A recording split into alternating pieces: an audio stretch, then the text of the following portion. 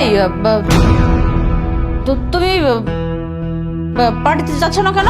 আমি না, আমরা যাওয়ার কথা। চলো, দেরি হয়ে যাচ্ছে।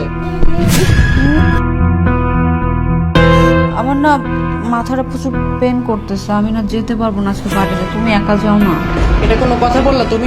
তোমার জন্য আমি অ্যাপ্লিকেশন দিয়ে অফিস থেকে ছুটি নিছি। এখন যদি তুমি না যাও, আমি একলা একলা গিয়ে কি করবো? মামা বলেন তো। আমি বুঝতে পারছি, কিন্তু মামা কি করবো এখন? তো আমার মাথাটা প্রচুর ব্যথা করতেছে, ও বুঝতেছে না, একটু বলেন না। এই শোনো, নিচে গাড়ি পার্ক করা আছে, গাড়ির মধ্যে বসবা, সুন্দর মতো ওইখানে যাবা, কিচ্ছু হবে না। চলো। আরে ভাগনা, তুই বুঝছিস না কেন? বৌমার মাথা ধরেছে। এই অবস্থায় তুই যদি এই লোকজনের মধ্যে ওকে নিয়ে যাস, আর যদি সেন্সলেস হয়ে যায়, তাহলে একটা কেলেঙ্কারি কাণ্ড ঘটে যাবে না? তার চেয়ে ও বাসায় থাকতে চাই, বাসায় থাক, আমি আছি। আচ্ছা ঠিক আছে, বাসার মধ্যে তুমি বসে রেস্ট করো, আমি না হয় একাই গেলাম। এখন না গেলেও কেমন দেখা।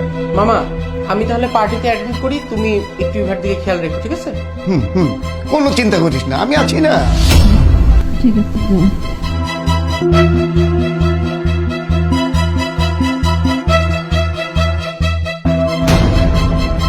কি হচ্ছিল সব?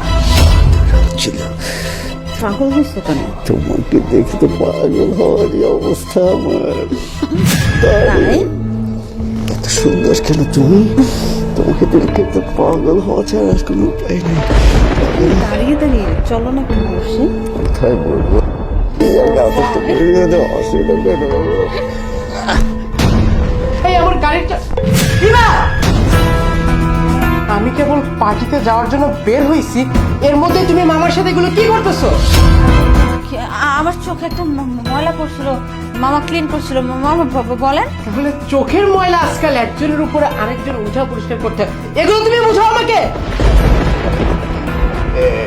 তোমার বউ আসলে ওই সত্যি সত্যি আমার সাথে কিছু করতে চাইছিল, এই জন্যই তো বাহানা করছিল যে মাথা ধরেছে।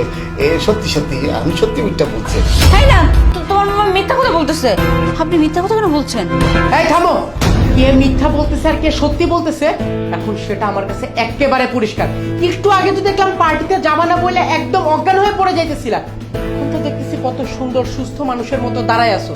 আর হ্যাঁ, লুঙ্গি খুলে দাঁড়ায় থাকার কথা যে বলতেছো না, এটা মামা ইচ্ছা করে নাই, এটা প্রি প্ল্যান আমাদের দুইজনের। তার মধ্যে তোমার নামে অনেক কথা শুনছি মানুষের কাছে যে তোমার চরিত্র খারাপ, কিন্তু নিজের চোখে না দেখা পর্যন্ত তো এটা বিশ্বাস করতে পারতাম না, তাই না? এই জন্য মামাকে দেশের বাড়ি থেকে আমি ডেকে আনছি, যাতে তোমার আসল রূপটা মামার মাধ্যমে আমি বের করতে পারি। আর মামা সেটা বের করে দিছে।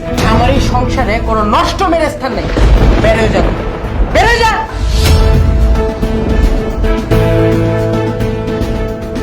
মামা, অনেক ধন্যবাদ।